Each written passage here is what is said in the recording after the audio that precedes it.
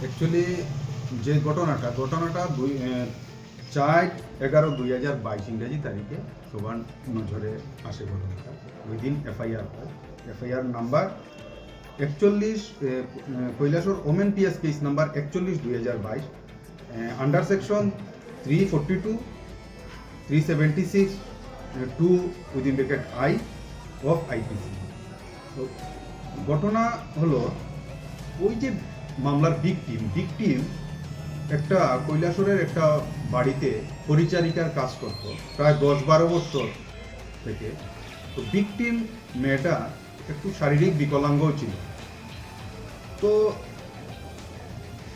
এই যে বললাম তারিখটা যেদিন মামলা দায়ের হয়েছিল ওই দিন থেকে প্রায় 7-8 মাস আগে ওই যে বাড়িতে সে পরিচারিকার কাজ করত ওই বাড়ির মালিকের ছেলে বিয়ে ছিল।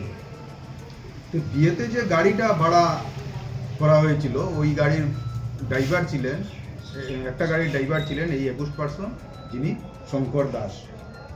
তো রাত্রেবেলা তো যখন ওনারা নিয়ে যান বরযাত্রী যারা গিয়েছেন সেখানে বিয়ে শেষে উনি আবার রিটার্ন যখন গাড়ি নিয়ে আসেন তখন ওই ভিকটিম মেয়েটা বাড়ির সামনে বেরোয়।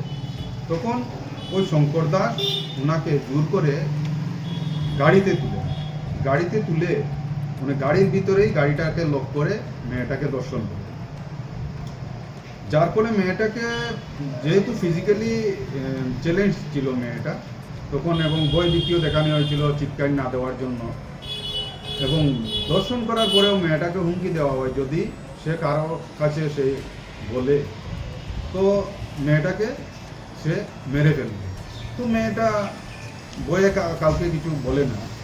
তো 4/11/2022 ইংরেজি তারিখে যখন ওইটা একটু সন্দেহ হয় সবে মেয়েটার শারীরিক পরিবর্তন দেখে, তখন মেয়েটাকে জিজ্ঞাসাবাদ করা হয়, মেয়েটার আত্মীয় স্বজনকেও জানানো হয় এবং এই মামলাটা দায়ের করা হয়। তখন পুলিশ যখন মামলাটার তদন্ত শুরু করে তখন দেখা যায় ওই ঘটনাটা যে ওই 21 পার্সন তাকে গাড়ির মধ্যে ওই দিন রাত্রে, ওই বিয়ের দিন রাত্রে প্রায় 10টার সময় দর্শন করেছিল মেয়েটা, এবং ভয় তো কিছু বলে না। পরবর্তী সময়ে যখন পুলিশ মেডিকেল করানো হয় তখন দেখা যায় তার মেডিকেল রিপোর্টটাও পজিটিভ ছিল, এবং যে পরবর্তী সময়ে বাচ্চাটা জন্ম হওয়ার পর যে ব্লাড স্যাম্পলগুলা এই 21 পার্সন এবং ভিকটিম এবং সেই যে নিউলি বর্ন যে বেবিটা ছিল তাদের যে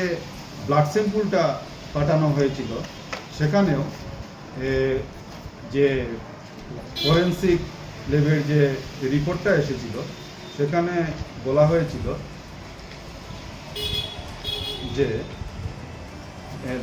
the victim is the biological mother of the newly born baby and Shri Shankar Das, ওনার একটা ডাকনাম ছিল সেটা অভি, যিনি এই মামলার সাজা প্রাপ্ত হয়েছেন আজকে।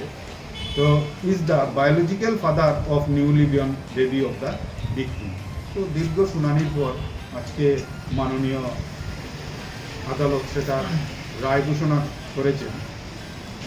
মানে মাননীয় আদালতের যিনি জাজ ছিলেন শ্রী টি কুমার সেশন জাজ, এবং সরকার পক্ষে মামলাটি পরিচালনা করেন learned additional public prosecutor Shri Kankan Debabrata. উনি আমার সঙ্গেই বসা থাকেন।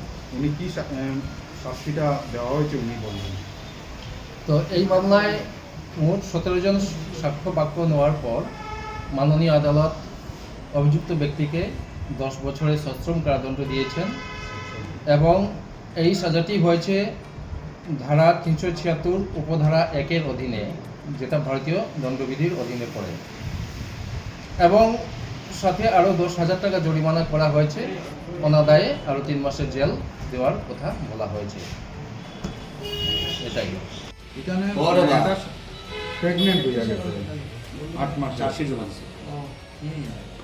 এবং কিন্তু এটা মেডিকেল না থাকা এখানে লেখা আছে, এই যে লেখা আছে while residing in the house of their Kumar Singh, the system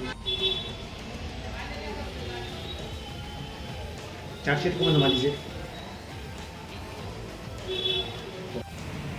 দুজন আইও ছিলেন, একজন হলেন মৌসুমী দেববর্মা এসআই WSI, আরেকজন হচ্ছেন WSI শিবানী দেববর্মা। ওনারা দুজন খুব ভালোভাবে তদন্ত করায় এই শাস্তিটা হয়েছে।